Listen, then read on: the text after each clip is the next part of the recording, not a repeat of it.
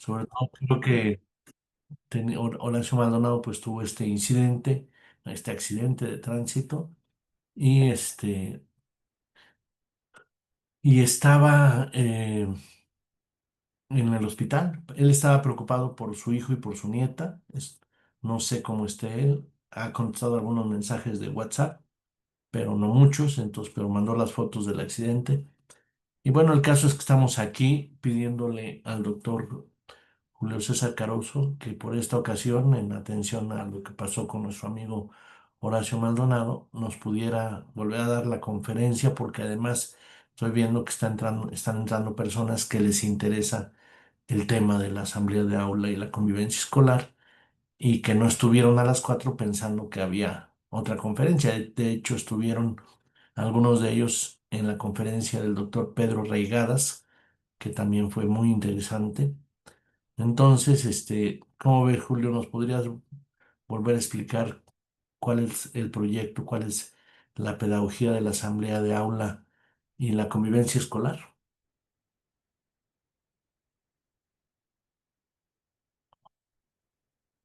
Voy a poner, si estás de acuerdo, Julio, pongo la presentación y te presento.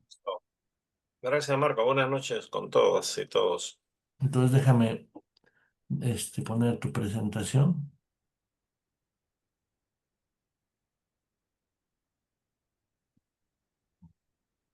Siempre estamos empezando 5 minutos después de la hora, son ahorita faltan 2 minutos para iniciar.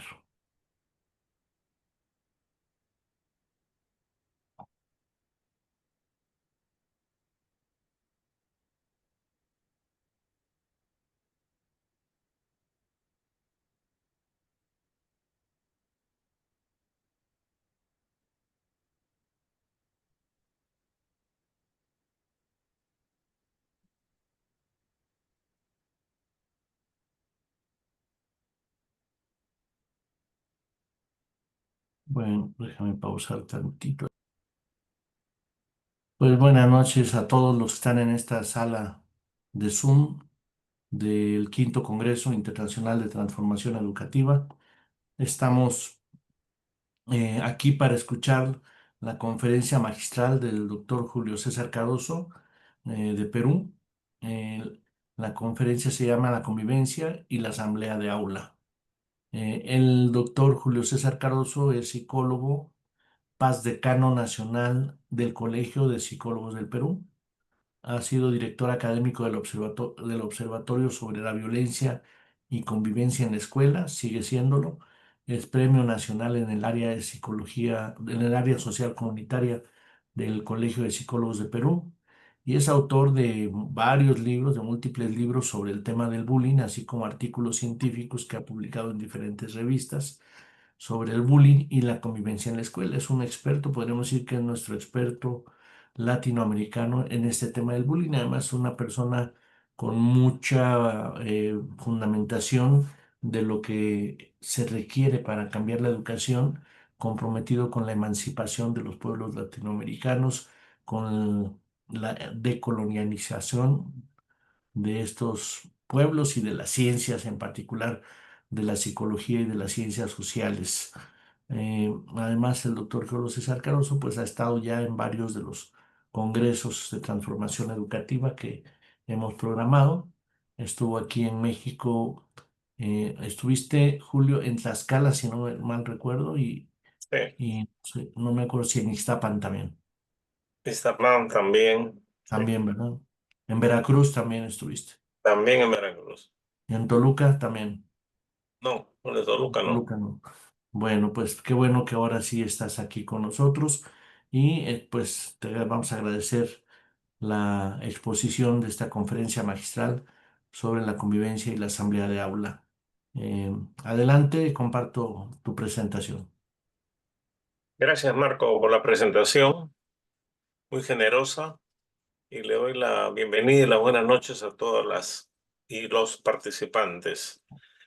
El tema que voy a tratar hoy, como se enuncia, es la convivencia y la asamblea de aula. Podemos ir pasando a la siguiente, por favor. Hay este principio de mucha antigüedad que Celestín Freinet nos señalaba, ¿no? Una clase no es un conjunto de individualidades enfrentadas entre sí para ver quién obtiene mejor nota, sino un grupo de personas que trabajan conjuntamente para conseguir un objetivo común.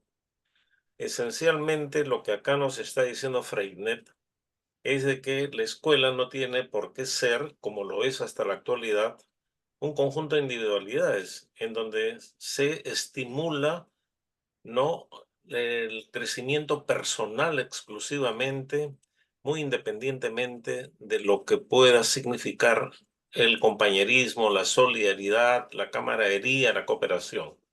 Y eso es lo que propone Freinet, trabajar conjuntamente para conseguir un objetivo común. Y eso es lo que nosotros consideramos que se puede realizar a través de la asamblea de aula. La convivencia es el instrumento fundamental para poder desarrollar todas esas condiciones que se requieren para esto. Pasamos a la siguiente. Es importante, es importante que se señale, por ejemplo, de que hasta hoy se sigue creyendo, porque se cree realmente, y se estimula esa propuesta de que el problema más importante en la escuela, al que hay que dedicarle toda nuestra preocupación, es la presencia de la violencia en la escuela. Una violencia que, por supuesto, viene alcanzando matices cada vez más complicados y también más corrosivos para la población escolar. Y nos preocupa, por supuesto, una cosa como esa. Pero mi punto de vista no es de que el tema pasa por la existencia muy generalizada de la violencia en la escuela, que ciertamente existe, sino que el problema al cual nosotros debemos darle mayor importancia es la convivencia. Entonces, el problema que existe en las instituciones educativas no es la violencia, sino la falta de convivencia y de una convivencia realmente participativa y democrática. Si esto existiera, si esto se construyera, es probable de que las condiciones de violencia a la que tanto nosotros hacemos referencia se desacelerarían, disminuirían considerablemente y la calidad de vida en las instituciones educativas tendría otro tipo de gestión. Bien, acá tenemos, por ejemplo, una representación de una asamblea de aula. Todos los niños sentados en círculo, como deben sentarse todas las personas en una capacitación o en una educación, no en filas militarizados, sino en círculos en donde nos veamos, donde podamos identificarnos y sentir las vivencias, las expresiones que cada una de las personas que estamos ahí sentimos, recibimos. Esa es una de las formas de la comunicación que se priva habitualmente en las instituciones educativas. Bien, pasemos a la siguiente para comenzar por definir lo que es la convivencia. La convivencia no es una palabra bonita, no es una definición muy simpática, muy elocuente o muy grandilocuente como se hace habitualmente, sino concretamente entendemos que la convivencia es una construcción en donde las relaciones entre las personas deben alcanzar una connotación completamente distinta a lo que ocurre en la llamada convivencia escolar. Es una comunidad en donde existe respeto mutuo, una solidaridad recíproca y sobre todo se manifiesta o se expresa en una relación armónica sin violencia. Se dice a continuación, para su construcción se debe aprender una serie de conocimientos, habilidades y valores que aseguren vivir en paz y armonía con los otros. Yo hago una pequeña observación o advertencia en esa parte final. ¿Por qué? Porque muchos de los que propugnan la existencia de la convivencia como una necesidad en las instituciones educativas reclaman de que para que esta convivencia pueda tener lugar, se deben aprender todo un conjunto de habilidades y competencias, lo cual es cierto, pero tengamos nosotros necesidad de aclarar lo siguiente. Ni las habilidades ni las competencias son capacidades. Por lo tanto, resultaremos seres que nos comportamos diríamos, robóticamente, con habilidades, con competencias, pero sin saber por qué lo hacemos, para qué lo hacemos. En consecuencia, es necesaria también en esta educación el conocimiento de lo que es la convivencia, lo que representa la convivencia, la importancia que tiene la convivencia. Incluso a partir de esto saber la importancia que tiene el conflicto. Dice la gente que dinamiza precisamente la movilización en un salón de clases. Pasamos a la siguiente, por favor, Marco. ¿Qué aprendemos o qué se debe aprender más exactamente para tener esta habilidad en la construcción de la convivencia? Vamos a aprender allí autonomía, empatía, solidaridad, espíritu cooperativo, relaciones interpersonales satisfactorias, desarrollo de la autoestima, desarrollo del pensamiento y visión divergente, participación activa de los estudiantes. Miren las competencias que son necesarias para una convivencia. Y claro está de que nosotros fácilmente podemos mirar la realidad de las instituciones educativas y poder sorprendentemente saber o conocer de que no existe realmente una estrategia auténticamente válida para que estas cosas se aprendan. Solamente todo está en mensajes, en propuestas, todas ideales, pero nunca se aterriza nada. Y ese es el tema fundamental. La siguiente, vamos a seguir un poco fundamentando esto, porque a continuación decimos que todas esas competencias que hemos señalado y otras, porque no son esas las únicas, ¿cómo se pueden aprender? Decimos en principio esto, a convivir se aprende conviviendo, lógicamente. Muchas de las cosas que nosotros sabemos, que conocemos, las hemos aprendido haciéndolas. No las hemos aprendido en ilustraciones, en videos, en conferencias, en sesiones de clase incluso. No las hemos aprendido así.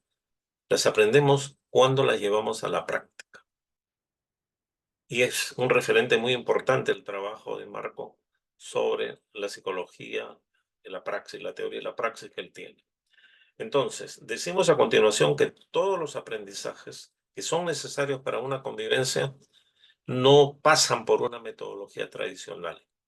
Acá se trata del saber hacer. No son suficientes mandatos legales por muy coercitivos que sean, como se ha aplicado en algunos países en los que se ha denominado tolerancia cero, en donde se prohíbe terminantemente cierto tipo de patrones de comportamiento que son seleccionados o considerados como contrarios al bienestar y a la salud mental de los estudiantes en la escuela. No pasa por eso, ni por capacitación con talleres. Donde faltan vivencias y las experiencias para interiorizar y nos den las sensaciones y las emociones, no se puede hablar de una condición favorable para la convivencia. Cuando yo hablo de interiorizar, cargar de sensaciones y emociones, un poco, diríamos, popularmente diría yo, necesitamos saber a qué sabe la convivencia, a qué sabe la solidaridad, a qué sabe la empatía, a qué sabe el respeto al derecho del otro, a qué sabe la resiliencia. Eso necesitamos saber, tocarlo, palparlo, olfatearlo. No se trata simplemente de la ilusión teórica de lo que es la convivencia, de lo que son esas condiciones que se requieren para la convivencia. Entonces, ¿cómo podemos aprenderlo? Ahí viene lo que nosotros consideramos la estrategia. La siguiente,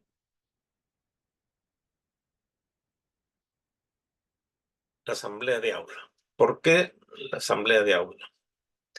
La anterior todavía, ¿dónde está lo que es la asamblea de aula? Ahí está, la asamblea de aula. ¿Por qué la asamblea de aula? Porque es un método de aprendizaje donde hay un cambio relacional en el trabajo pedagógico. Y ese cambio relacional permite una participación activa del alumnado. atendiendo particularmente toda la riqueza que existe allí en cuanto a diversidad e interculturalidad. Ese es uno de los aspectos esenciales de una situación vertical de plano inclinado que existe en la sesión de clase del profesor hacia el alumno, en donde no existe absolutamente participación alguna de los estudiantes. Pasamos a un cambio relacional que consiste en una horizontalización. El discurso no es entonces unidireccional si se convierte también en bidireccional con la participación de los estudiantes. En esta asamblea de aulas se desarrollan en un contexto pues, de indagaciones, interacción, contradicción, actividad constante. No es una cosa, como decía, profesor-estudiante, discurso monopolizado por el profesor y recepcionado por los estudiantes. ¿Recuerdan Pablo Freire cuando hablaba de la educación bancaria? Los profesores dejan, como si dejan su ahorro, un determinado número de la cantidad de dinero, dejan un cúmulo de conocimientos o de información. No siempre es conocimiento. Son receptores y yo soy el emisor. Allí termina la relación docente-discente. En este caso eso cambia, porque hay una relación interactiva permanente de los estudiantes con el profesor entre todos los miembros de la asamblea. Entonces, se trata de un proceso en donde todos son gestores y aprendices en la construcción de aprendizajes y de una ciudadanía democrática. Y todos son gestores y aprendices porque los profesores, entiéndanlo, escúchenlo, también van a aprender de los estudiantes y más de lo que ellos creen. Por eso esa participación de horizontalización y de debate abierto, libre, es importante, es necesario, porque es a través de estas acciones cómo los estudiantes van a ir practicando la solidaridad, la empatía, las discrepancias entre los puntos de vista, los diferentes criterios, se intensifica el diálogo, se intensifican y se resuelven conflictos, etc. En la práctica se está aprendiendo todo esto, no en teoría. La siguiente. ¿Por qué la asamblea de aula? Porque precisamente facilita un espacio y un tiempo destinado a la participación del alumnado en la práctica democrática que se da en el aula y se da en el centro. En las instituciones educativas no existe ningún escenario donde los estudiantes, un escenario formal me refiero, donde los estudiantes puedan participar activamente exponiendo su punto de vista. ¿Qué más? Eso significa que se le estimula la expresión libre en sus opiniones y en sus propuestas.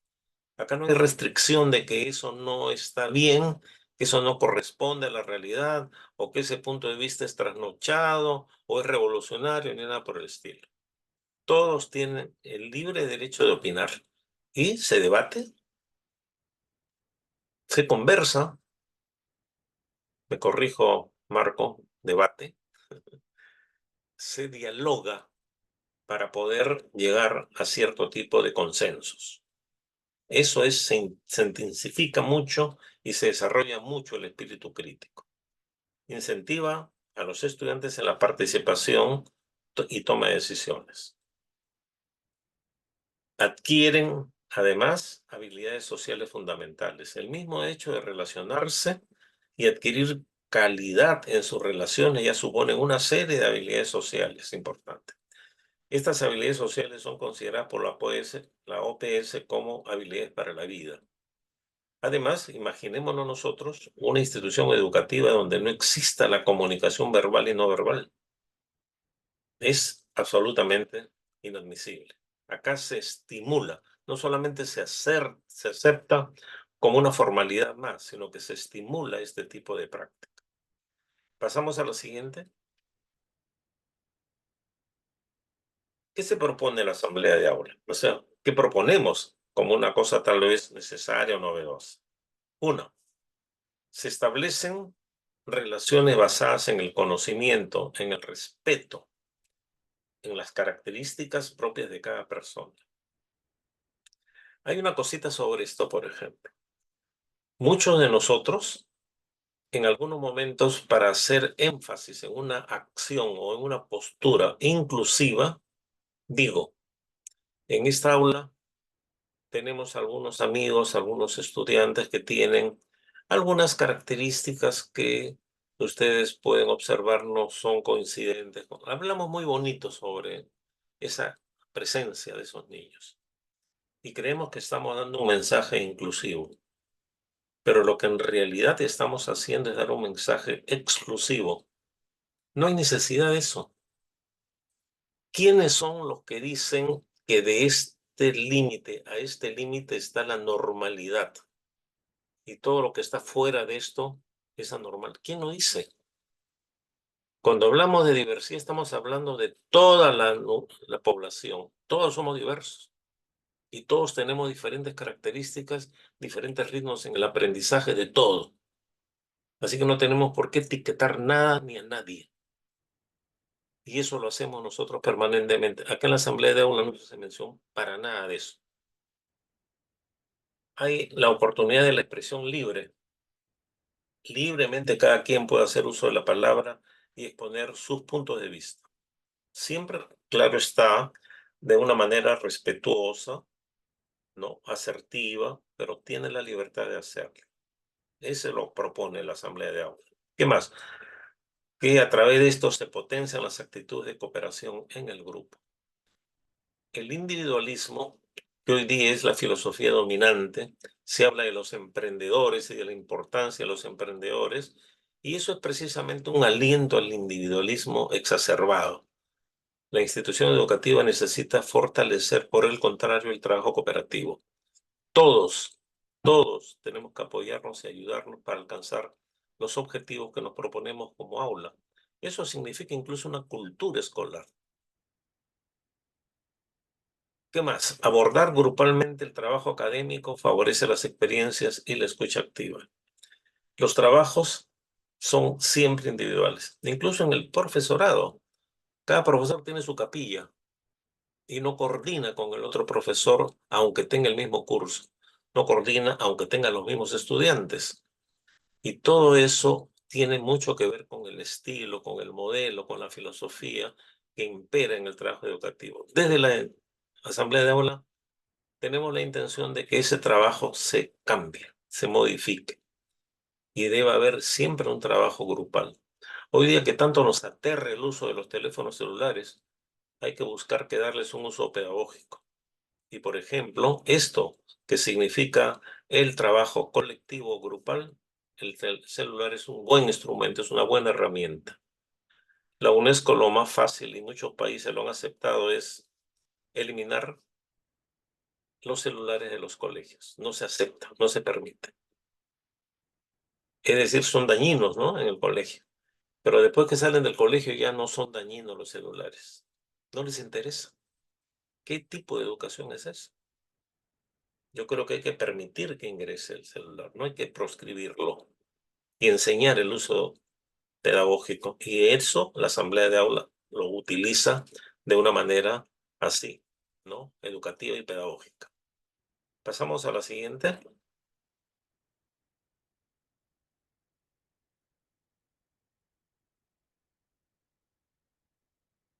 En la Asamblea de Aula el conocimiento de algo es puesto al debate y se recogen distintas opiniones que proporcionan los estudiantes. Estamos ante criterios diversos, primero, y enseguida ello da lugar a mayores análisis y nuevas ideas, hasta que se arriba a consenso o acuerdo. Ese acuerdo, que es conocimiento producto del debate, abre nuevos debates si no se tiene la seguridad del valor cognitivo. Me detengo acá para hacer una breve reflexión. En las clases que dictan los docentes, el monopolio de la información o del discurso lo tiene el profesor y los estudiantes son solamente receptores. ¿Qué significa esto? Que los alumnos no reciben más que la información del profesor. No tienen cómo cotejarla con nada, porque siempre están en esa misma norma de trabajo.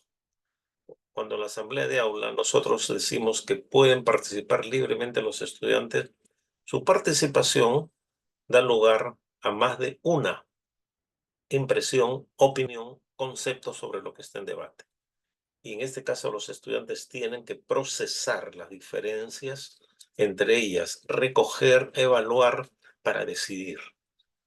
Incluso en el caso supuesto de que ellos, luego de este proceso mental al que estamos hablando, siguiendo la teoría de Luria, emiten su respuesta y es equivocada, aún así se ha conseguido algo que no se da en las sesiones de clase normalmente, porque ha habido ese trabajo mental, ese proceso mental, ¿no?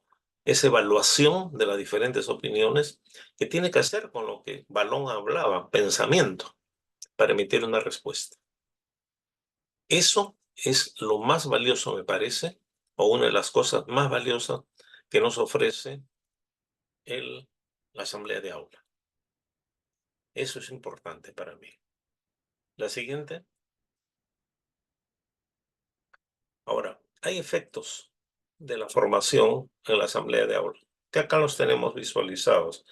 En primer lugar, hablamos qué impacto tiene la asamblea de aula en cuanto a la socialización.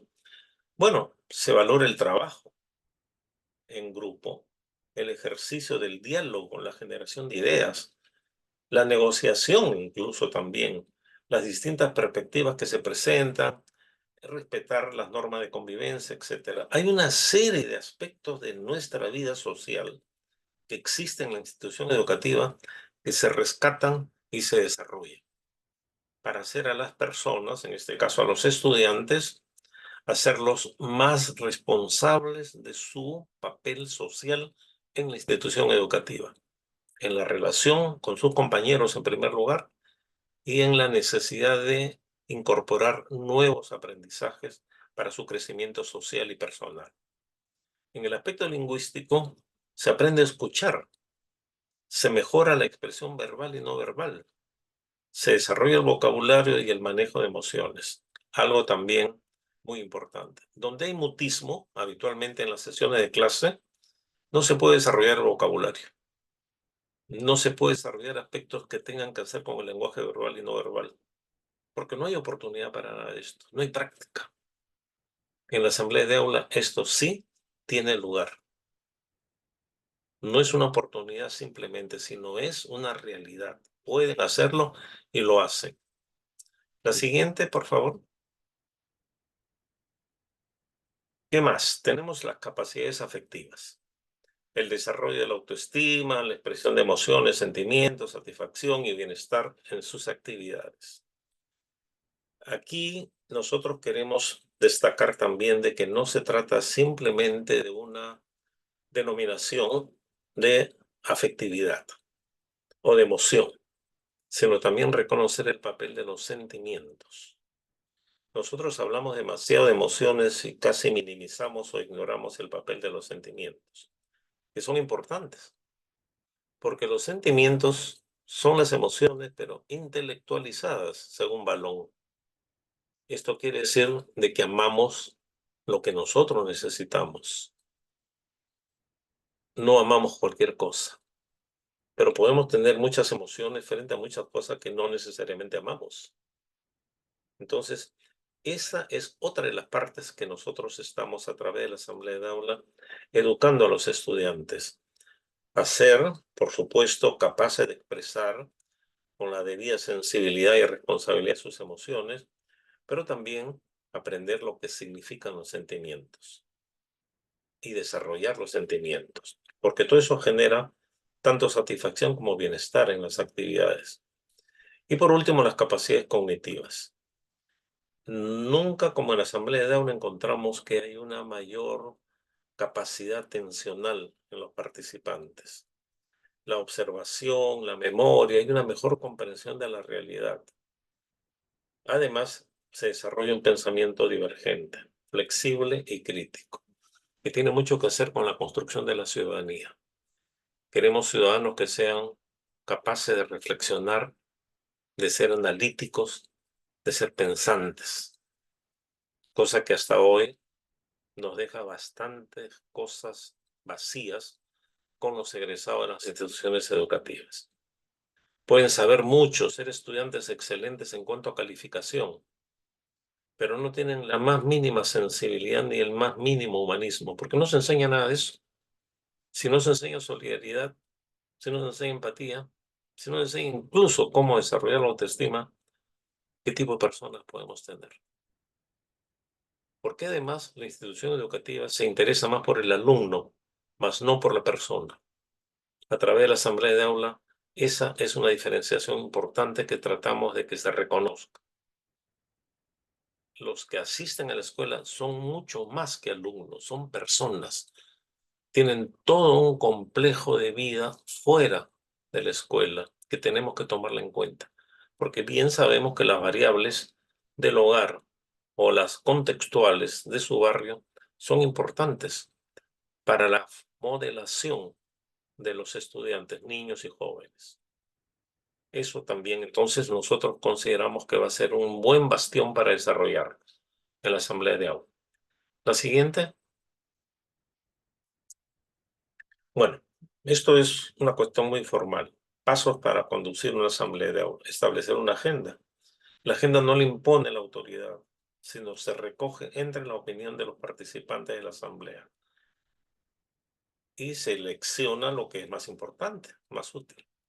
Fijar normas de conducta de la asamblea. Tampoco lo hace el reglamento del colegio. Eso lo hacen los propios estudiantes en su asamblea.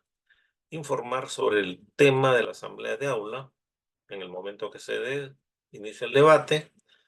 Cuando sea necesario se conforman grupos para poder de repente analizar y enriquecer algunas cosas a través de la formación de los grupos que se encarguen de temas específicos.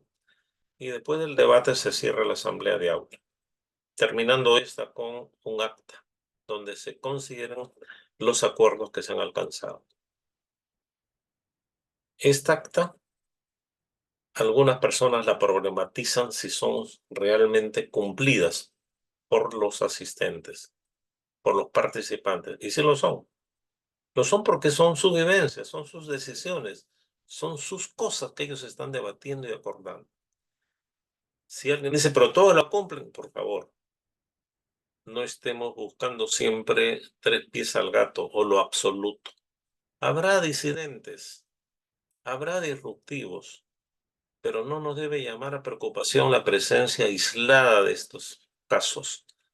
Hoy día el tema no es aislados, es general el problema de la ausencia de estas cosas, de estas responsabilidades. La siguiente. La preparación es también una cosa de rutina, ¿no? Hay que explicar a los estudiantes lo que es una asamblea de aula y por eso se dice, la asamblea aula está dirigida por los estudiantes del aula que nombrarán a un director de debate, que es el moderador, un secretario, un observador. El profesor, recuérdenlo, es miembro de la asamblea de aula, no como profesor, sino como un miembro más. Y puede también ser elegido en alguno de estos cargos. Todos estos cargos son rotativos por la razón de que queremos de que todos tengan oportunidad de participar en esto y aprendan experiencias sobre cómo conducir una asamblea, que es lo más importante, que aprender sobre su condición de observador, los detalles y las características que sean rescatables en una sesión de asamblea. La agenda de la asamblea tratan temas orientados siempre a mejorar las relaciones de los compañeros de aula, no siempre con normas éticas o morales, sino analizando cosas que son comunes para todos, se mejora este tema. También se tratan temas académicos y otros que sean de interés a los estudiantes. Claro, no es todo una cuestión, diríamos, descontextuada del ámbito académico. Se tratan temas académicos, se tratan curiosidades, intereses de los estudiantes y también algunos temas que son necesarios conocer respecto a la cultura de la nación, del país, sus tradiciones, cosas que pasan inadvertidas. Acá en el Perú, por ejemplo, hemos descubierto hace algunos años la ciudad de Caral, que es considerada la más antigua, y casi nadie sabe nada de Caral. Y nadie protege Caral incluso porque hay invasores. Todo eso tenemos que educarlo y enseñarlo también en las asambleas de aula, porque no se dicten los cursos. La siguiente. Las reglas de la asamblea son sencillas. Todos los participantes tienen derecho a pedir el uso de la palabra, todos sin excepción. Se pide la palabra utilizando el levantar la mano, no usando la voz para no interrumpir quien está haciendo uso de la palabra. Se debe escuchar con respeto a quien hace uso de la palabra. Se debe evitar el diálogo y las interrupciones. Se debe discrepar sin atacar ni insultar a los compañeros. Son las reglas básicas. Por ahí se pueden considerar algunas adicionales, según sean las condiciones y los casos. Acá no hay nada de determinantemente es esto. Son las más importantes. La siguiente. Los principios de la asamblea de aula también son cuestiones muy generales, ¿no? Colaboración y participación, porque esto favorece actitudes de cooperación, de solidaridad. Se tiene que participar activamente. Yo no digo que respeto la diversidad, pero nunca actúo en dirección de practicar ese respeto, simplemente en palabreo. Educación moral. También se tienen que tratar los dilemas morales que necesitan ser puestos de manifiesto. Hay interesantes temas que deben ser debatidos en cuanto a lo que es una actitud auténticamente moral, ética. Y eso se aprende. Definición de los compromisos. No, hay que alentar la toma de decisiones. Acá no queremos ningún tipo de alumnos que sean evasivos. Y también alentar acciones concretas en la escuela y en el barrio. Recuerden ustedes que existe una metodología de trabajo muy exitosa que se llama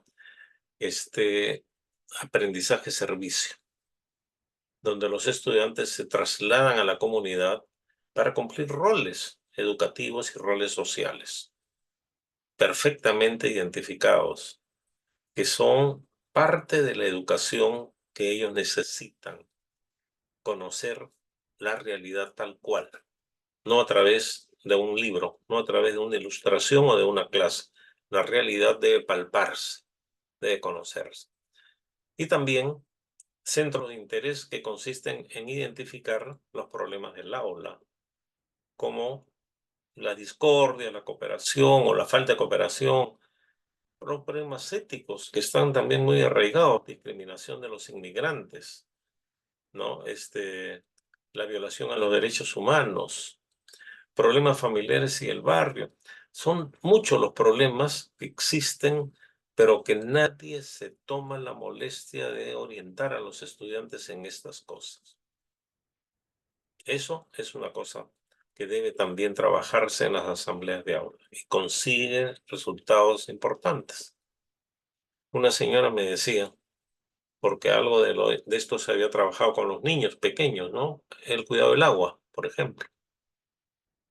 Entonces la señora me decía, ustedes exageran, porque no es posible que mi hijo me diga, mamá, tú desperdicias mucho el agua.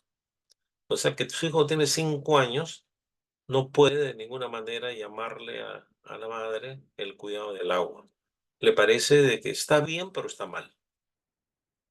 Y esto tiene que hacer con algo también que debe rescatarse. El niño tiene los mismos derechos de la madre, ni más ni menos. Si la madre tiene alguna ventaja, es que la ley le asigna la responsabilidad del cuidado, no le da más derechos. Y eso debe saberse. Y eso lo expresa magistralmente en una viñeta Mafalda. Cuando la madre le ordena que haga algo, y Mafalda le dice, ¿y por qué tengo que hacerlo yo? Y la madre le dice, pues, lo habitual, porque te lo ordeno yo que soy tu madre. Y Mafalda, que nunca se queda callada, le responde de inmediato, si de título se trata, yo soy tu hija, y nos graduamos el mismo día, ¿o no? ¿Ok? Sí, pues los derechos son lo mismo, pero nosotros no aceptamos eso en los hechos. De palabra sí, tiene los mismos derechos, pero no lo respetamos y decidimos por ellos cosas, tanto que tengan que hacer con principios éticos o con actividad social que pueden considerarla ellos como promoción política. O sea, los sociales Es político, por supuesto, pero es una política sensata, humana, que es importante que la aprendan los chicos y las chicas. La siguiente. Acá tenemos un conjunto de experiencias rescatables en las asambleas de aula. Mayor participación, desenvolvimiento espontáneo sin temor, muestras de mayor solidaridad, se exponen ideas ante problemas con seguridad, aprenden a aceptar las ideas de los otros, que no es una cosa fácil, tienen un mayor conocimiento, una mayor empatía, hay una cohesión y sentido de pertenencia en el aula, un poco lo que podríamos decir cultura escolar en el aula. Se sienten escuchados, hay un desarrollo de la autonomía, el autocontrol, solución de conflictos entre compañeros. Seguimos la siguiente. Continúan las experiencias rescatables. Ensayan posturas reflexivas y críticas. Qué importante es esta habilidad, esta competencia. Hay mayor interacción. Se aprende a regular las conductas entre ellos. Mejora la planificación y el trabajo en el aula. Mejoramiento del vocabulario y la expresión verbal, como lo habíamos visto. Hay autocríticas positivas. Aprender a autocriticarse, imagínense ustedes, ¿no? Hay un desarrollo de la creatividad y la imaginación. Se aprende a escuchar y se involucran en los problemas y buscan soluciones. No huyen de ellos. Aprenden a reconocer los conflictos y tratan de ver solución de ellos como gestores, perdón, como auténticos eh, entes que aprenden a gestionar solución de conflictos. La siguiente tenemos una continuación en términos de las que llamamos fortalezas. ¿Qué fortalezas hemos encontrado en este periodo de trabajo? Que va no ininterrumpidamente, interrumpidamente desde el año 19 a la fecha. Niños y jóvenes más interesados en participar. Mejora el nivel de su organización. Trabajo colectivo, aprenden a respetar los compañeros que conducen la asamblea de aula, ya no hay burlas sobre esto, hay un mayor protagonismo y respeto a las opiniones del otro, también se mejora el liderazgo, se aceptan los debates para solucionar conflictos, hay compromisos sobre los actos o acciones que se dan en el salón de clases, tolerancia a opiniones diferentes, y hay un mayor vínculo afectivo. Estas son algunas de las más llamativas fortalezas que hemos encontrado a través del trabajo de la Asamblea de Aula. Lo que viene a continuación lo vamos a pasar muy rápidamente por el tiempo, pero el PPT va a quedar para que puedan ustedes compartirlo. Aquí tenemos una serie de aspectos que nos han dado los estudios realizados. En el nivel inicial, los objetivos alcanzados y los que están pendientes. En los alcanzados, vean ustedes, a nivel inicial, ¿ah? Participación colaborativa, niños seguros, autónomos, respeto a las normas, resolución de conflictos, escucha activa, aprendiendo a debatir. Fíjense ustedes, en esa edad. Acá tenemos algo pendiente porque todo es un proceso dinámico, dialéctico. Siempre se alcanza un objetivo y ese objetivo nos da nuevamente la presencia de nuevos retos, de nuevos desafíos, de nuevos conflictos. Y así, espiraladamente, pero en términos ascendentes. La siguiente, tenemos lo que se ha alcanzado a nivel de primaria. También objetivos alcanzados y lo que está pendiente. Autonomía, participación activa, sensibilización ante los problemas, resuelven conflictos, respetan las reglas, mejoran la comunicación, etc. La siguiente, en el nivel secundario también tenemos los objetivos alcanzados. Muchos de ellos son comunes, ¿no? Otros son nuevos dependiendo de la edad. Por ejemplo, se mejora el trabajo colaborativo, hay un afianzamiento en la comunicación, hay busca de soluciones firmes y no ocasionales en estos estudiantes y mejoran las actitudes de cohesión en el aula. Pero hay también temas pendientes, porque muchos de ellos están relacionados a su contexto familiar y barrial o están relacionados al contexto social, hacia donde nosotros no podemos tener control. Podemos en todo caso orientarlos para que ellos manejen esas contingencias, pero no podemos definitivamente hacer algo para que cambie. Lo mismo pasa con los conflictos que impone la institución educativa. Los conflictos entre ellos podemos manejarlos, podemos orientarlos y resolverlos, pero no los que promueve la institución educativa con su reglamentación, por ejemplo. Pasamos a la siguiente. Acá tenemos algunas acciones sugeridas en la asamblea de aula, porque la asamblea de aula no es solamente que nos reunimos, ponemos un tema de debate y debatimos.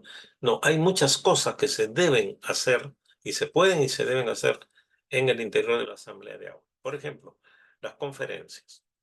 ¿En qué consiste esto? De que se designan voluntarios o se sugieren algunos de los estudiantes para que se encarguen de dar conferencias sobre temas importantes o interesantes para nuestra sesión de clases, nuestra aula. Todos van a pasar por esto igual. Todo esto siempre es rotativo, no es para uno o dos, sino todos deben aprender a hacer uso de la palabra en una conferencia, organizar una conferencia, por muy breve que ésta sea, pero tienen que prepararse para esta actividad. Se les educa, se les orienta y los resultados han sido realmente muy importantes. Cómo los chicos se organizan, incluso hasta presentan su PPT en algunos casos, o forman ellos. Los chicos más avanzados son más hábiles y hacen hasta sus propios videos para explicar algunas cosas que son propuestas como tema de conferencia. La siguiente, este tema que viene a continuación es para mí algo muy importante, los debates. También siempre rotativo, como dije. Aquí, 2 o 3 alumnos son designados para que preparen un tema de estudio e investigación sobre algunos problemas, conflictos sociales del Perú y del mundo. Y también se designan 2 panelistas. Los encargados de exponer hacen todo lo que sea necesario en un tiempo que se les señala, dependiendo, ahí decimos tentativamente, expongan el tema. Por ejemplo, el calentamiento de la Tierra, que es un tema necesario que se conozca. Preparan su tema, usan todas las ayudas que ellos consideran necesarias, exponen el tema y participan de inmediato los panelistas que preguntan y repreguntan y saben cuál es el tema. Así que los panelistas van preparados también para hacer preguntas. Y después de ellos ya entra el resto del aula a hacer sus preguntas y sus comentarios también. Esta es una actividad muy valiosa, enriquece mucho el trabajo formativo de los estudiantes. Y todo esto queda registrado. Todo esto queda registrado. La siguiente, el panel, el periódico mural, perdón. Del mismo modo, ese consejo editorial o comité electoral que se encarga del periódico mural es renovable. Todo es renovable, es decir, siempre es rotativo. Bueno, este periódico mural tiene como finalidad que los alumnos hagan cargo de los artículos y todo tipo de publicaciones que ellos consideren importantes. Se les va a permitir que hagan sus cosas que a ellos les gusta, de acuerdo a la edad, su música, su cultura, pero que ellos se encarguen de preparar los artículos, que enriquezcan como mejor le parece los anuncios y la información. Y se recomienda de que semanalmente se le cambie los contenidos del periódico mural. Es una actividad más, entre muchas que se pueden hacer. La siguiente, ya estamos en la parte final. Esto es una de las cosas de que hemos añadido con posterioridad, porque cuando los estudiantes se habitúan a toda la dinámica que tiene la asamblea de aula, cuando van a sus sesiones de clase, la asamblea de aula hemos estado realizando una vez a la semana en la hora de tutoría. Entonces el resto de sesiones son las tradicionales y por eso se gestaban algún tipo de problemas. Los estudiantes acostumbrados a hacer uso de la palabra, les gustaba hacer uso de la palabra y participar, se sentían realmente aburridos en una sesión de clase donde no tenían participación. Tomando en consideración algunos cursos en especial, después hemos ido incrementándolo, le pedimos a los profesores de que en su sesión de clases, los últimos 10 minutos por lo menos, dejen que los estudiantes den sus impresiones sobre la clase, opinen, incluso de ser posible, si hay algunas cosas que le parece que necesitan ser de repente observadas, lo hagan. Todo esto se hace y al comienzo los profesores se sienten invadidos a su privacidad educativa del líder, pero después van reparando en que sí es importante porque también ellos recogen la experiencia de muchos estudiantes que tienen información, más de la que ellos creen. Esta es una tarea también importante que tiene que verse para que no se quede únicamente toda la dinámica participativa en las asambleas, sino también se haga posible en las sesiones de clase tradicionales. La siguiente, vamos a llegar a las conclusiones. ¿Cuáles son estas? A través de la asamblea de aula se alcanza un importante nivel de participación. Se construyen conocimientos en forma cooperativa. Se aprende a resolver conflictos.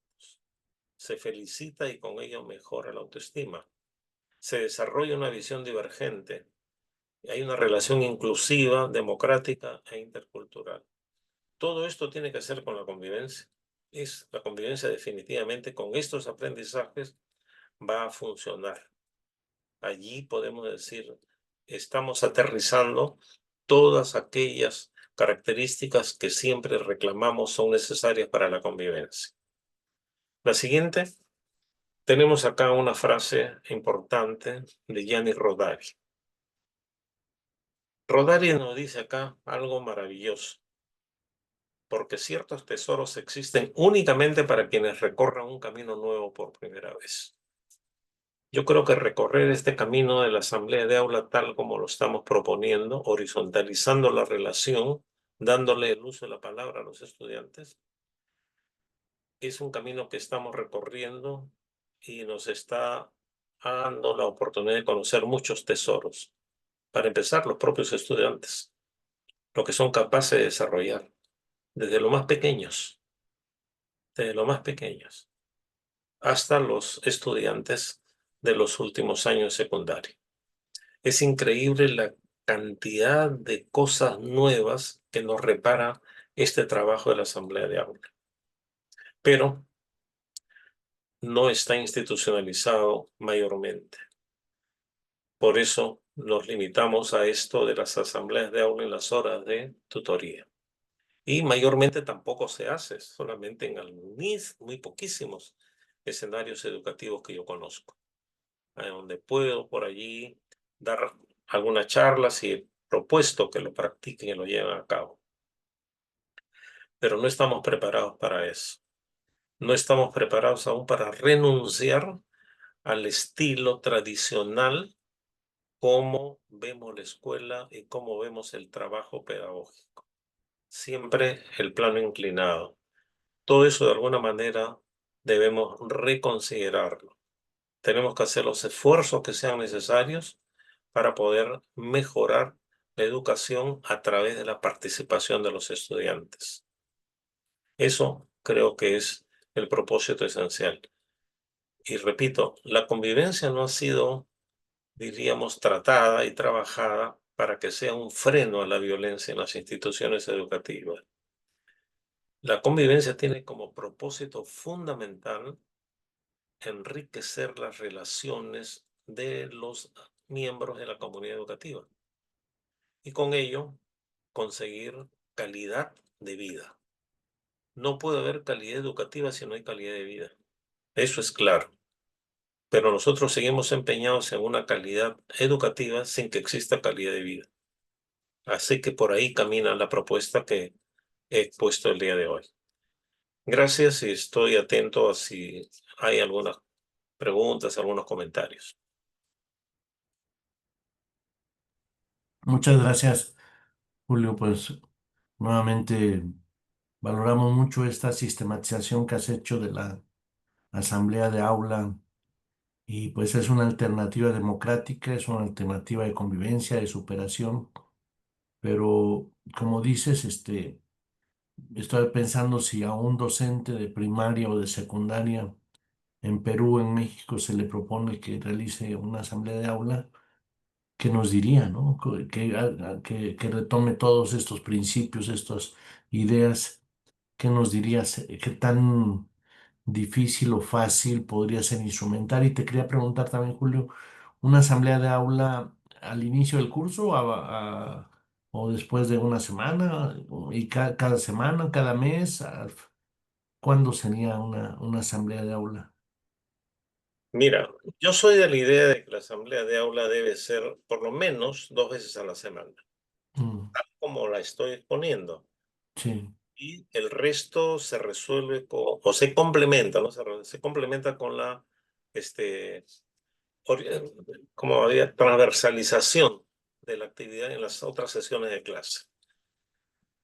Entonces, eso gradualmente va modificando tanto el estado de cosas de los propios estudiantes, y yo lo comentaba en la reunión previa, están tan mimetizados a la tradición del sistema educativo vertical de que no se sueltan fácilmente a una relación democrática y de libertad de exponer, no se sueltan fácilmente, sino necesitan ser estimulados, alentados, y quienes más se encargan de alentar y estimular no es el docente, son los propios estudiantes, porque cada uno de ellos se va poco a poco liberando y empieza a tener opiniones, y los otros sienten de que están en la misma opción de hacerlo. Y cuando lo hacen y no reciben críticas ni burla, se sienten más fortalecidos en esa opción. Es todo un cambio, porque naturalmente todos tenemos por ahí la experiencia de que en el colegio, cuando hemos hecho uso de la palabra, si nos las han dado y nuestra opinión no ha sido del gusto del docente, por ahí nos han maltratado incluso. Y queda esto no para el que recibió el maltrato, sino para toda la comunidad del aula, de que mejor me callo, mejor no hablo. mm, Entonces me someten pues a un silencio permanente, pero cuando esta libertad se le va dando y empiezan a entenderla y a valorarla, eso ya resulta ser para ellos una herramienta que no es posible renunciar a ella. Y esa es una de las razones por las cuales ellos alcanzan la autonomía, porque saben que se pueden valer por sí mismos, sí. tienen competencias para eso. Dice Erendira Viveros en el chat. Muchas gracias, doctor. Excelente posibilidad para aprender y desarrollar habilidades, construir una cultura escolar liberadora y democrática. Y no sé, ¿tú viste la película de la Sociedad de los Poetas Muertos? Sí, hace Este, muchos años. algunos padres podrían oponerse y podrían chocar los niños con sus papás por una práctica de asamblea de aula o también habría que trabajar esto con los padres. Dice María Esther Blancas, en la escuela Miravalles de México se realizan cada semana las asambleas de aula y hasta hicieron huelga al comedor y un compañero lo sistematizó e hizo de ello su tesis de maestría. Qué bien. ¿Alguien más quiere preguntar o comentar algo para el doctor Caroso? Estamos en tiempo de conversatorio en esta misma sala. Oscar o Marisol o Hilda, Susana, María Esther ya dijo, pero puede decirlo en voz alta. Susana, adelante, por favor, y luego Hola. Oscar. Gracias. Buenas noches. Buenas noches a todos. Y doctor, antes que nada, felicitarlo por su excelente trabajo. Y yo quería comentarle, doctor, si usted ha tenido oportunidad de revisar un material que es de evaluación formativa.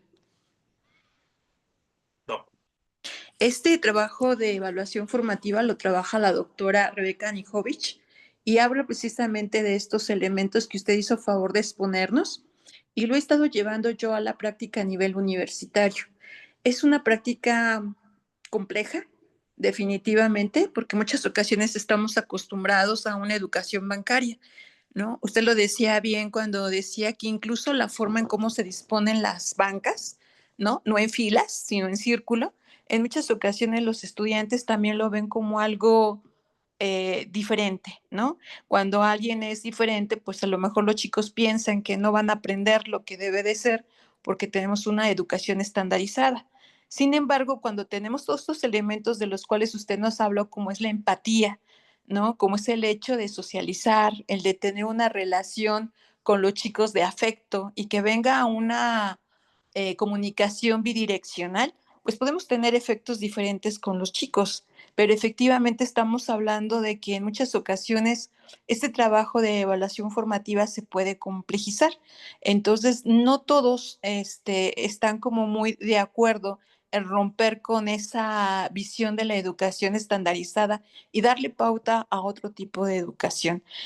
Sin embargo, yo creo que esta forma que usted nos ha presentado de trabajo sería lo idóneo en los diferentes niveles de la educación, porque efectivamente también usted lo tocaba en su conferencia. No solamente se trata de que los chicos aprendan cuestiones conceptuales, ni solamente procedimentales, sino que hace falta mucho sustentar lo que son las habilidades actitudinales, que son efectivamente las que van a llevar los muchachos a otro nivel, porque efectivamente no se trata solamente de memorizar, se trata ya de llevar los conocimientos adquiridos a otro nivel. Entonces, por eso yo lo felicito, doctor Julio, y muchas gracias por su excelente presentación.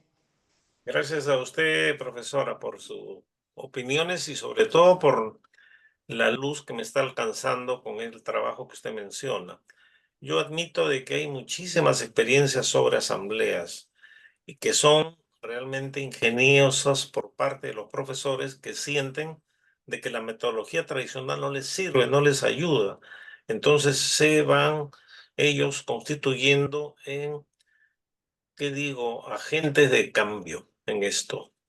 Pero siempre está de por medio, y esa es la observación que yo señalo, siempre está de por medio la mediación del adulto. Ujú, Y eso es lo que a mí me parece que hay que eliminar en lo posible, en lo posible. ujú. Si no, hay que seguir de todas maneras trabajando el modelo. Gracias, doctor. Gracias, Susana. Gracias, Julio. Oscar. Eh, Julio, buenas noches, compañeros, compañeras. Me parece sensacional, muy interesante estos planteamientos para quienes lo hemos vivido la asamblea cotidianamente. No nos es desconocido. Ahorita platicando con mi compañera, porque estamos escuchando, decíamos que nos sorprende que plantees que la asamblea se realiza una o dos veces por semana, porque imaginábamos ambos que se trataba de hacer todos los días asamblea, o sea, constante, permanente. En nuestra experiencia es así, es permanente, pero con chicos de bachillerato, de educación media superior.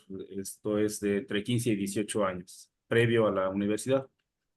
La experiencia es que es muy complicado, o sea, es muy difícil, sobre todo si son grupos numerosos, hay limitaciones de infraestructura, es sumamente difícil y en una comunidad donde los chicos son muy inquietos, proclives a la reprobación, con problemas de adicciones y de violencia, todavía es más complicado, sin embargo, es un gran recurso. Es una dinámica, una técnica completamente favorable si es que hay disposición y compromiso de los profesores, porque es lo común, es que los profesores se entregan a la exposición, a la clase ordinaria, en donde, pues bueno, no tienen que lidiar con complicaciones de las personalidades de las personas y de las convivencias que se establecen entre grupos, sobre todo cuando son muy numerosos, de más de 40 estudiantes, ¿no?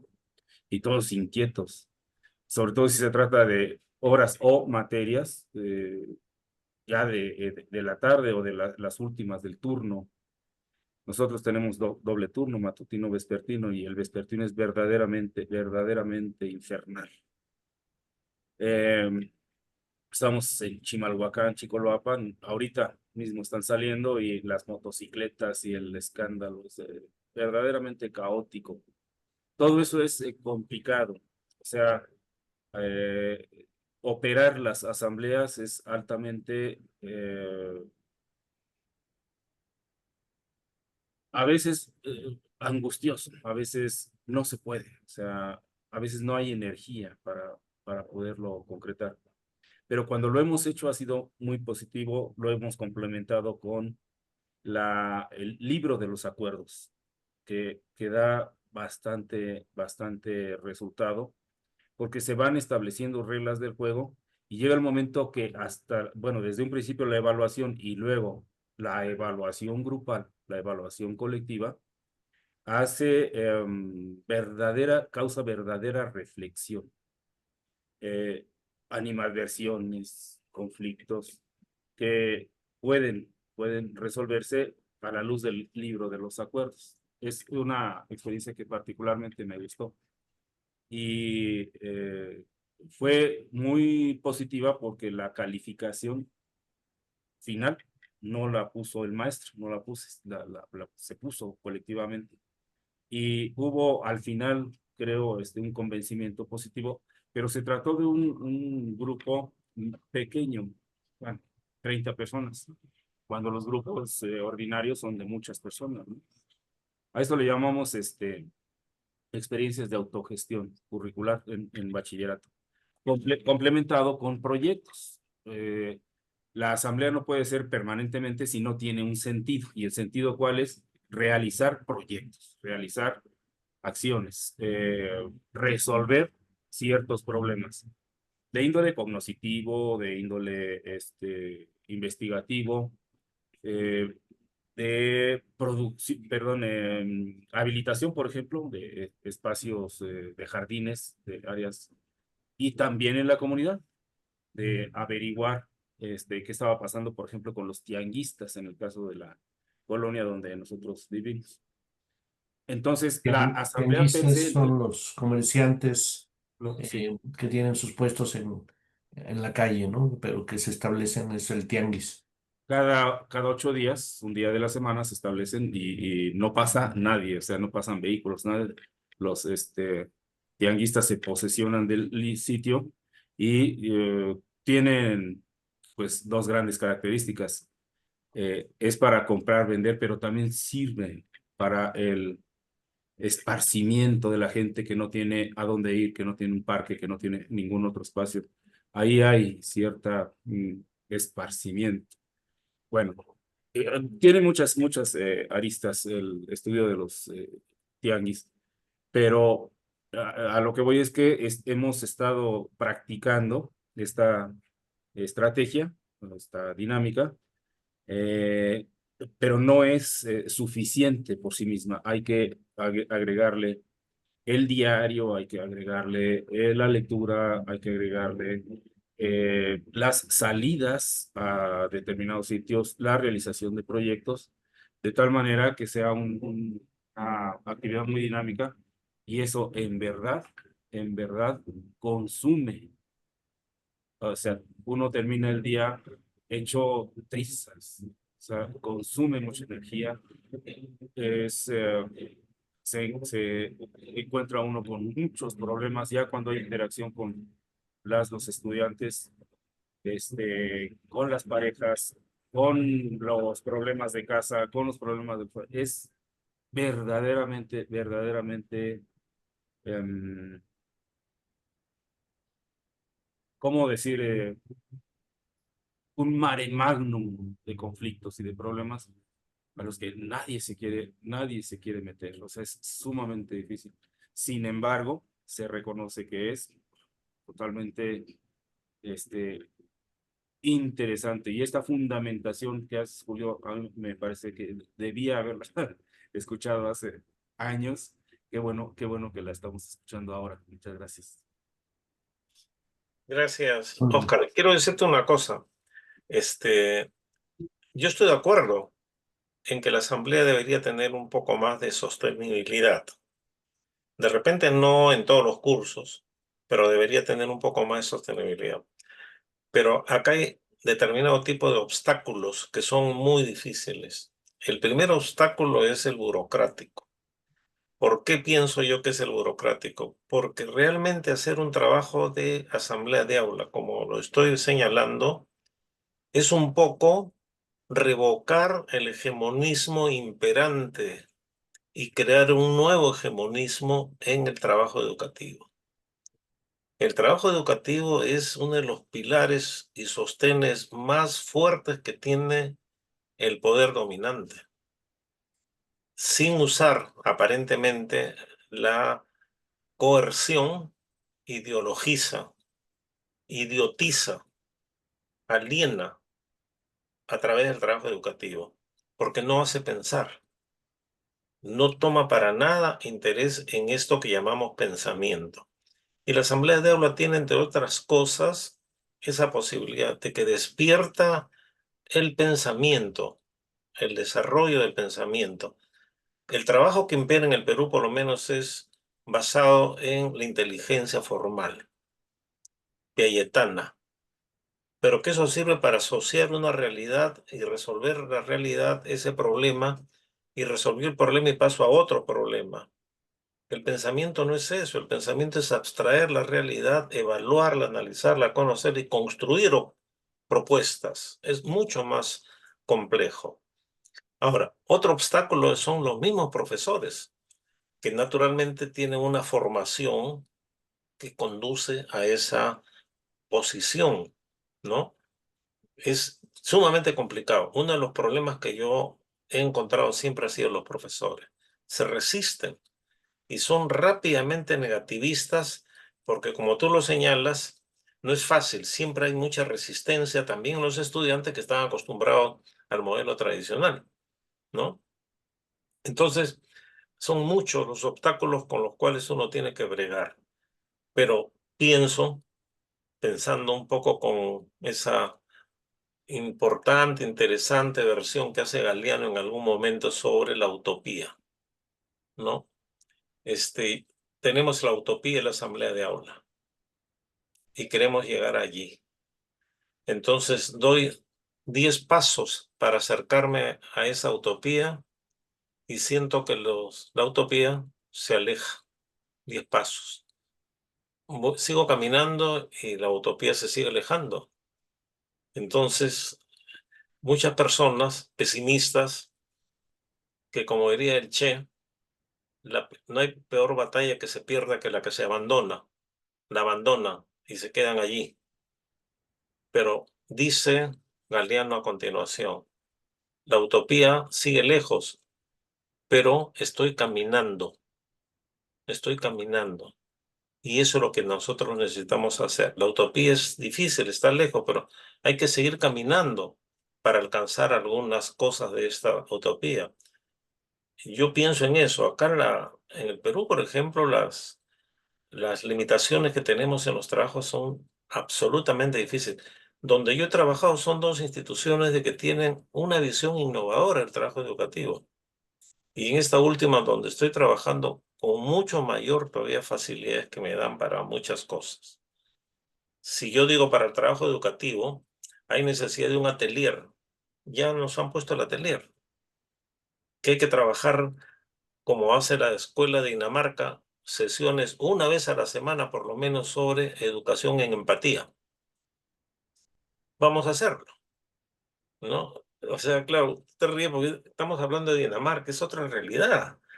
Y otra realidad totalmente cultural. Está considerado con Filadelfia, con Finlandia, como los sistemas educativos más avanzados.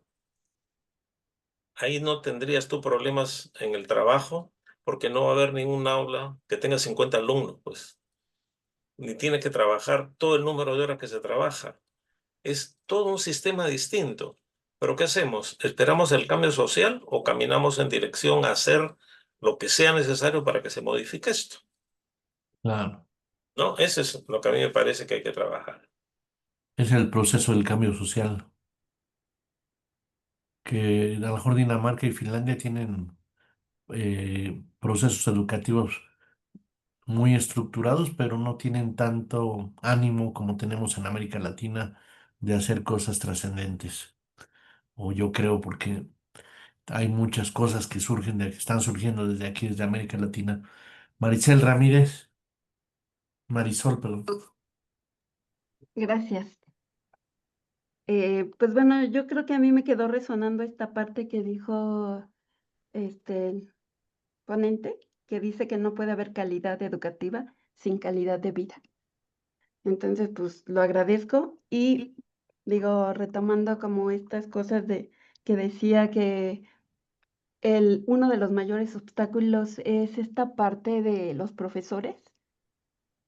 Yo creo, en mi experiencia, que el habitarse y encuerparse ayuda a estar con un sistema nervioso más regulado y eso ayuda a socializar y empatizar y a poder percibir las diferentes maneras de ser del otro y entonces respetarlas, pero sí es un trabajo que también es, pues, muy personal y que eso lo puedes compartir al otro, porque una vez que alguien ya puede empezar a regular su sistema nervioso, pues es eh, como más, digo, lo puede leer el otro con estas neuronas espejo que tenemos todos.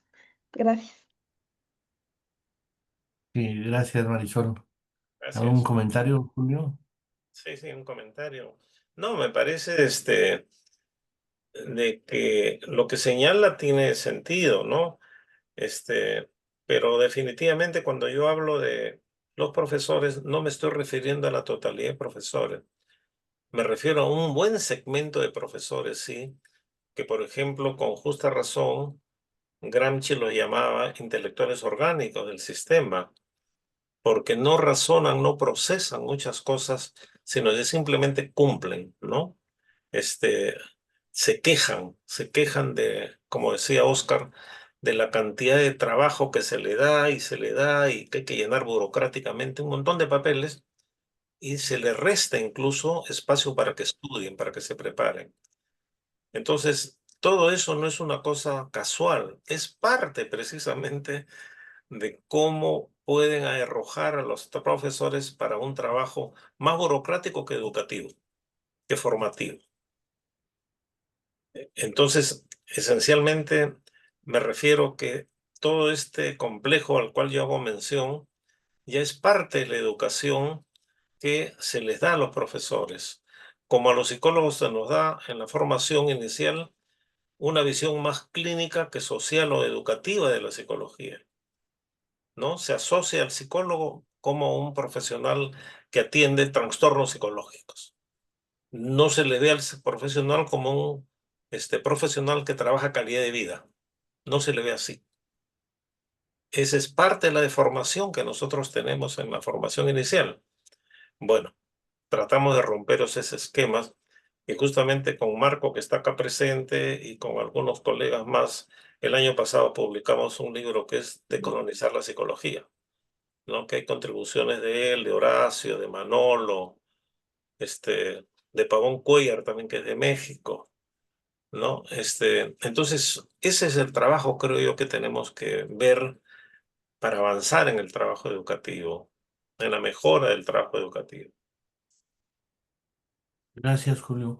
¿Alguien más quiere preguntar o comentar algo de lo que se ha dicho en esta interesante conferencia sobre la asamblea de aula y la convivencia y la asamblea de aula? Está la posibilidad de comentar, de preguntar. Sí, si no hay nadie más, Adelante. quisiera atreverme a preguntar algo, digamos, un poco fuera del tema. ¿Cómo están las cosas en Perú? ¿Quién O es el sea, presidente de Perú? ¿qué, qué está pasando? ¿Cómo está el pueblo, la gente? Bueno, la situación está explosiva. Todos los días hay movilizaciones y fuertes movilizaciones. Y la respuesta es la mayor brutalidad de la represión policial. Ya hay 3 muertos y hay un sinnúmero de heridos de bala y de perdigones. Y según leí tempranamente un comentario por allí, están pensando el ministro del Interior y el primer ministro, me parece que es el otro, establecer medidas declarando en emergencia Lima.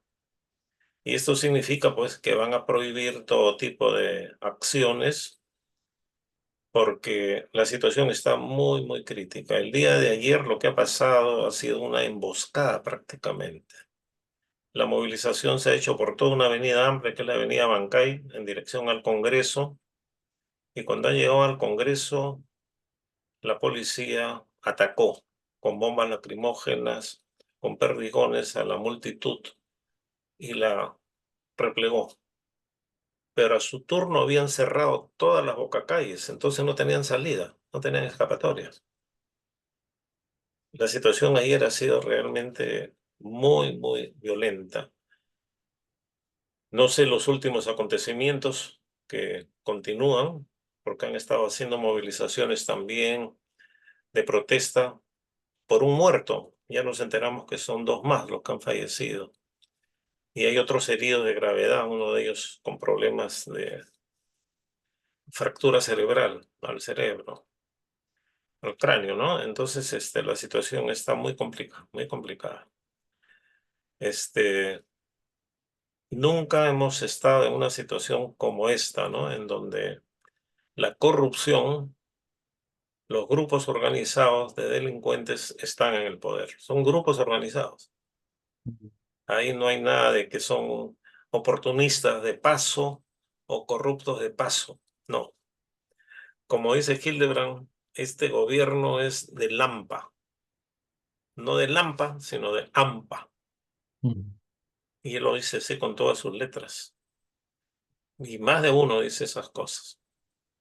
Incluso ya hasta periodistas de derecha, ¿no? Lamentan lo que está ocurriendo por parte del gobierno.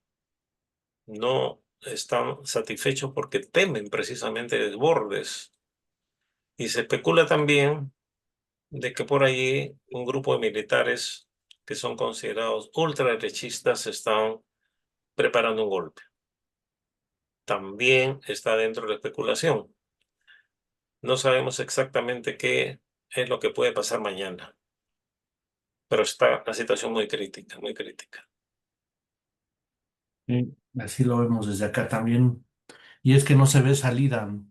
Necesitaríamos tener un proyecto como estos que hablamos acá, educativo, cultural, económico, político, y una organización del pueblo, porque si no, pues siempre el grupito este que ya tiene el poder y entre ellos se lo reparten y se mantiene, ¿no? Tendríamos que ir generando un proyecto alternativo que fuera ganando consenso social en Perú, ¿no? Y creo que lo mismo en Argentina y por ahí van otros países también como Ecuador y así, ¿no?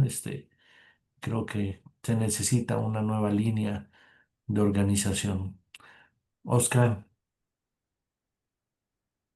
Agradezco mucho las respuestas. Sí, es la percepción que desde acá se tiene, pero bueno, dicho por un peruano que sabe de lo que está ocurriendo, pues sí es preocupante. Y bueno, ¿va a salir Castillo de la cárcel? ¿Qué perspectivas hay?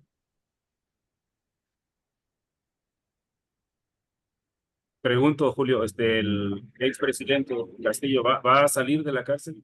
Pedro Castillo. Pedro Ah, Castillo. no te había escuchado.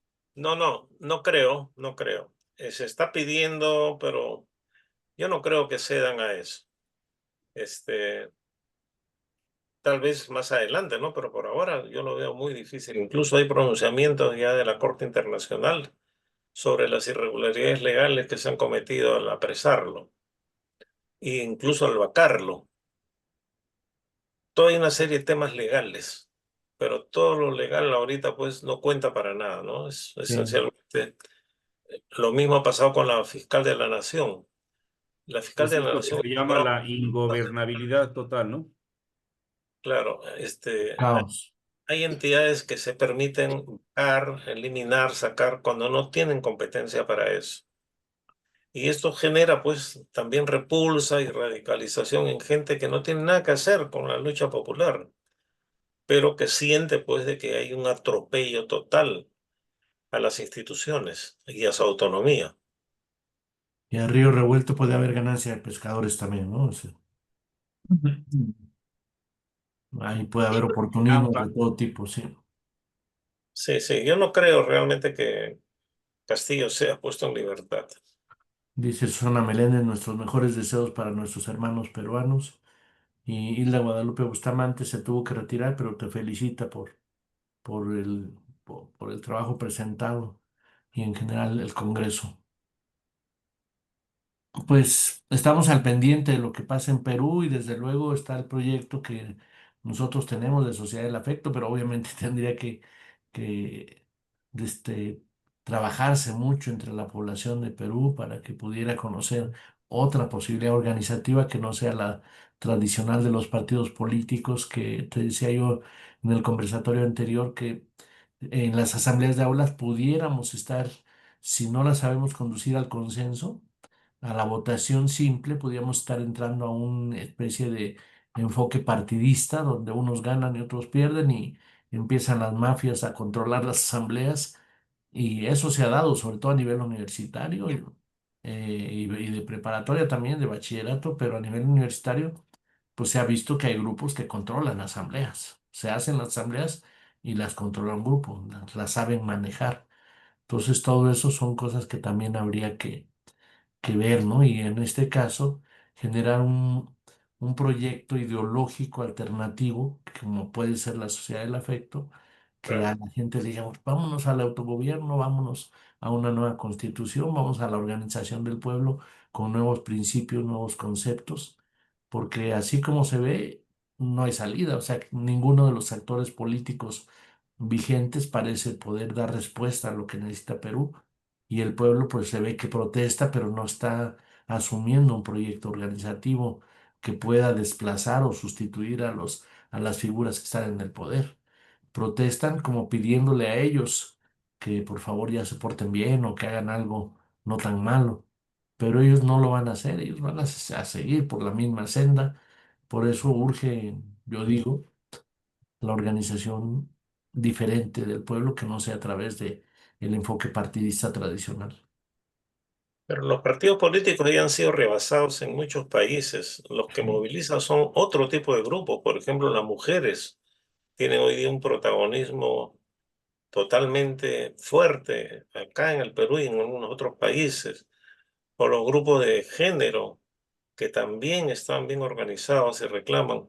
Las asociaciones departamentales, los grupos de campesinos, Y se hasta los, podría ir integrando estos grupos, hasta los reservistas están claro. organizados. Se podría ir integrando, piensas, ¿no? Es que tendría que haber alguno de estos grupos tendría que tener más vocación de unidad para articularse con los otros. Habría que ver porque están todos desperdigados. Existen muchos grupos de presión, pero están todos, cada quien por su lado, ¿no? Se unen coyunturalmente en estos momentos, ¿no? Pero después de eso, cada quien trabaja por su cuenta. Ese es el problema. Sí. Probablemente es el problema principal, la falta de capacidad organizativa y de unificarse de las fuerzas alternativas, las clases subalternas, como diría Gramsci, ¿no? La sociedad civil, la nueva hegemonía, el nuevo proyecto, los nuevos conceptos. Y pues nosotros estamos a través de estos congresos y de muchas otras actividades, pues tratando de construir una nueva era, una nueva civilización y por eso en este congreso tenemos el tema del aprendizaje creador, la educación creadora, la sociedad del afecto y la paz mundial como proyecto, ¿no? Pues no sé si hay algo más que comentar. Si no, estaríamos cerrando este conversatorio. Oscar, ¿tienes algo más que decir? Pues solo mi reconocimiento, nuestro reconocimiento a Julio, interesante, muy relevante este planteamiento educativo y pues quedamos en contacto. Las actividades del Congreso continúan mañana y continuamos este esfuerzo latinoamericano e internacional en donde ya Julio es de la familia, Sí, pues claro. continúa y creo que pues, estamos sumando distintas aristas a la transformación educativa y eso desde mi punto de vista es bastante positivo, muy muy relevante, ¿no? De este congreso. Sí, Y por cierto, habría gracias, Julio. que convocar a quienes quieran participar en el CLATE, Consejo Latinoamericano de Transformación Educativa, Mm, integrarlos también en el grupo de WhatsApp de CLATE para seguir en comunicación. En este caso, tanto Julio como Oscar ahí están en CLATE, ahí estamos. Entonces ahí podemos estar compartiendo muchas cosas. Pues por este día, 17 de octubre de 2025, vamos a cerrar este conversatorio, si les parece bien, y continuamos mañana con las actividades. Estás invitado a continuar mañana, Julio, en las demás actividades que tenemos.